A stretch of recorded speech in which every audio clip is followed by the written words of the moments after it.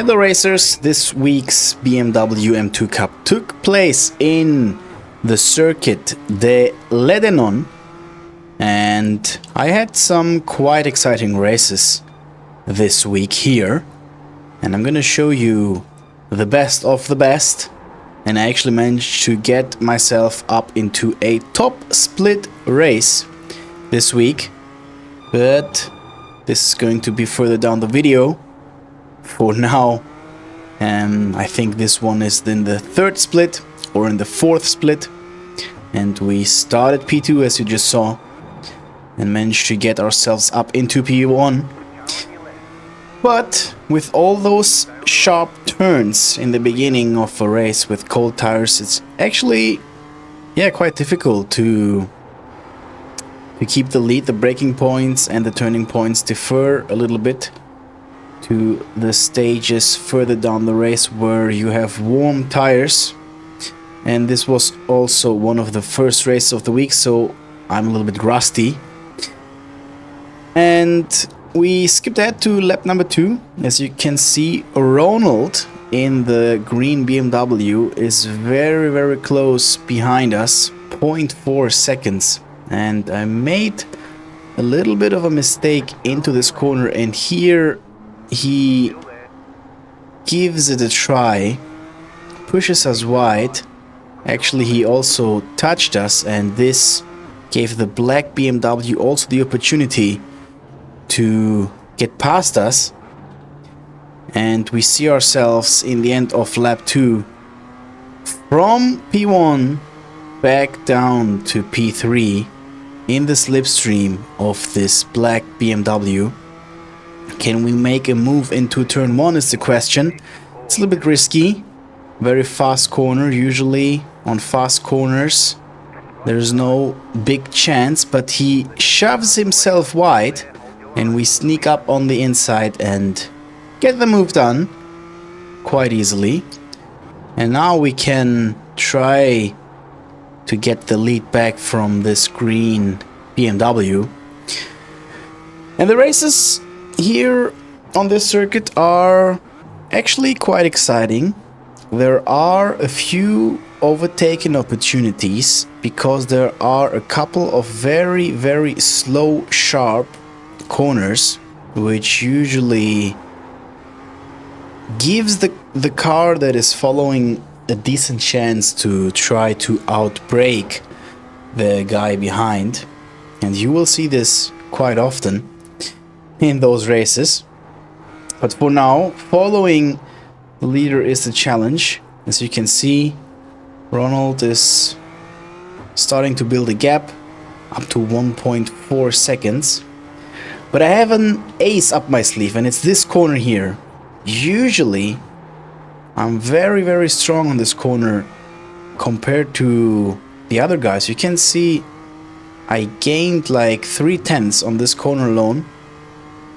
Actually, the exit wasn't even the best of the best.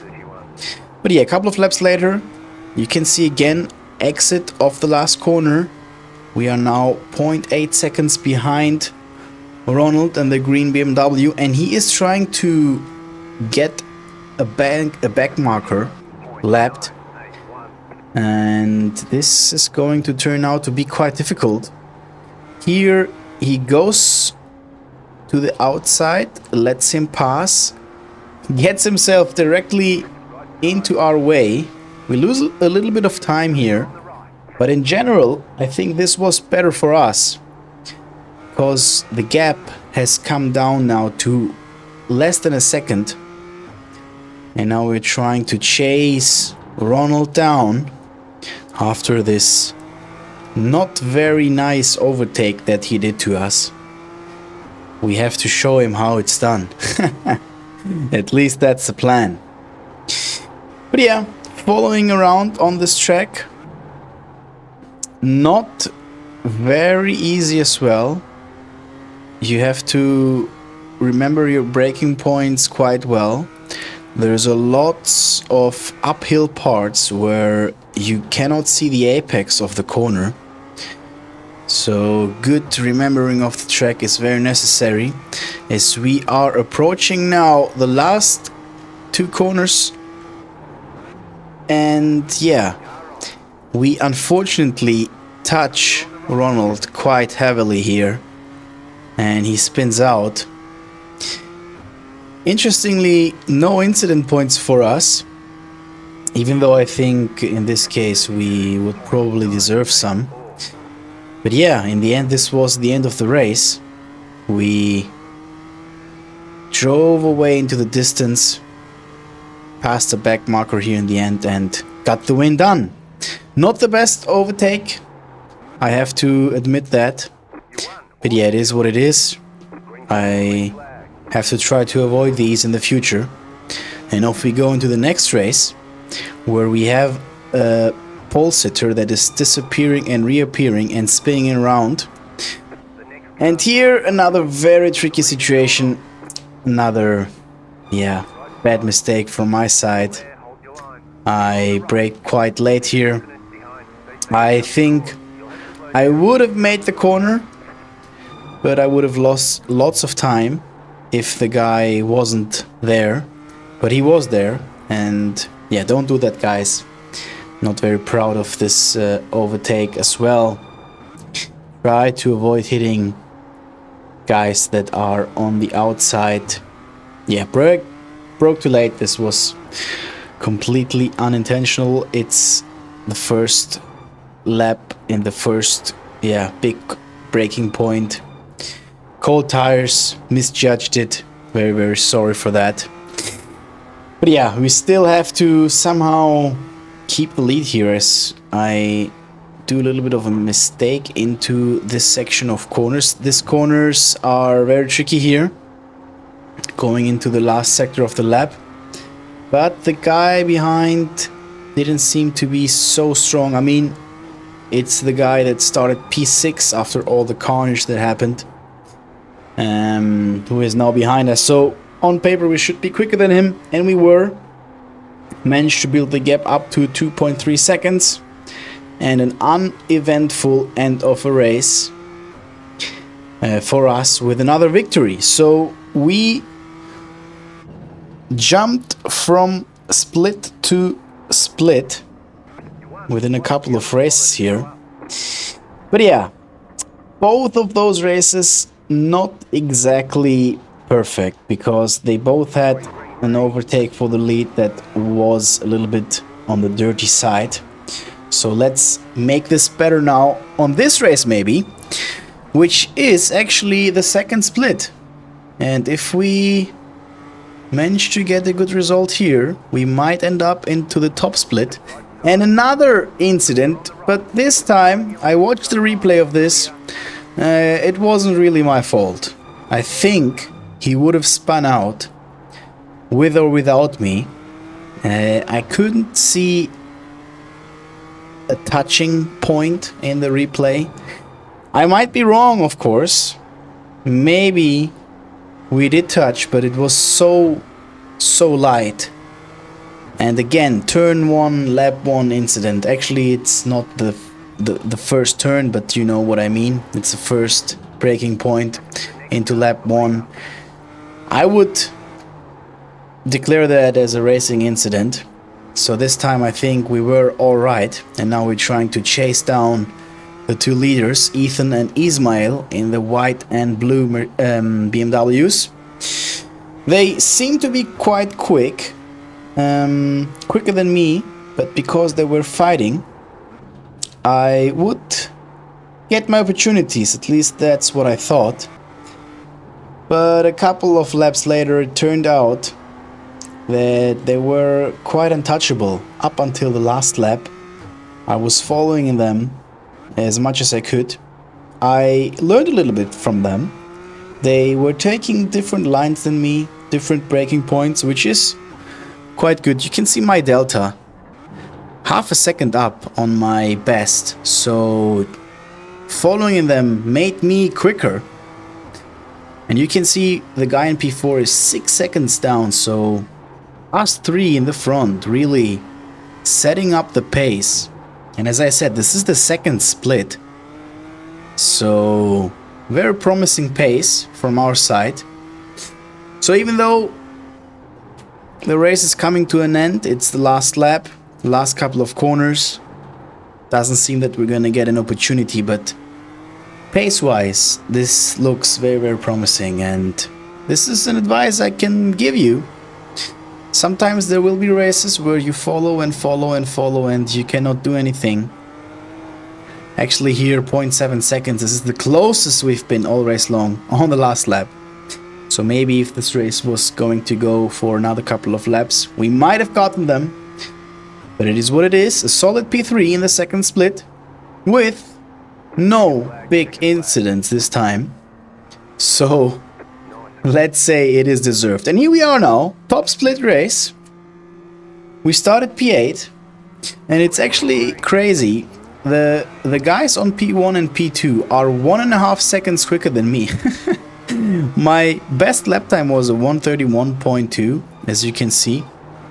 And these guys were lapping into the 1:29, so impossible to chase any of them down. But the guys between P3 and P8, maybe something might happen. And for a top split, this is pretty chaotic, as you can see in the start. We gained one position and I think we lost one here. So if I'm not mistaken, we are net P8 as we started. And you can see an orange BMW in the front who had a false start. And he has to serve a penalty. I knew that. So I thought, alright, if something happens here, maybe we can pick up the pieces. And maybe, even though pace-wise it looks like everybody here is quicker than us, maybe we can just cruise around and... yeah, like this situation here, the black BMW pushes the other one wide. And they get squirmy here. And going into the last corner, we managed to overtake the black BMW. We didn't get a very good exit out of this corner, unfortunately. But we are now into the slipstream of the guy ahead. And... yeah, okay, actually we had lost a position in the start. No, sorry, yeah, I was correct. We were P8, overtook the black BMW. We are now P7, and remember, the orange BMW, who is sitting now on P4, has a penalty, so we are a net P6 right now. If we can keep this position, and I think this is a very good result. We skipped ahead to lap number 3, and I was kind of keeping up with the guys in front. 1.7 seconds, the gap 1.8 now. They were pulling away, to be honest, and what is more concerning, the black BMW was coming back on us, Santiago Lopez, and I made a mistake into Le Chevalier corner. And yeah, made it too easy for him. He took the opportunity right there, overtook us. But now the goal is to stay behind, like in the previous race. Maybe he is quicker, but maybe we can learn something. And actually, I managed to stay within 2 seconds. And we both started creeping up to the guy on P4, which is this purple BMW, who made a mistake. And the black BMW overtook him. And now I'm hoping that maybe they might fight a little bit more, so I could sneak up into the top 5 of this top split race. But unfortunately, this would never happen. We skipped to lap number 7. I made a big mistake here on this corner. And returning back to the track, we got hit from behind. Very unfortunate situation. I watched the replay. The guy, yeah, just drove his normal line. I think he could have avoided me. If I had seen him, that he's coming, I didn't see that I didn't see that he was there. I could have avoided him as well. We hit each other. We spun around. He drove away. Yeah, I was mad at that point, but after watching the replay, yeah, he really wasn't at fault. I mean, I went off track, came back without really looking, got hit, got spun. Luckily, we only lost one more position, and we managed to keep Bernardo Costa behind us, entering the final lap. And then in the end, it was P8 in the end. Yeah, which could have been at least P6 if we kept it together in the end. But I think we can be happy. Top split, P8 finish, all in all, not a bad run of races. And I really enjoyed this track and this BMW M2 Cup. So if you enjoyed as well, drop a thumbs up and see you soon in the next one. Thank you very much for watching and bye bye.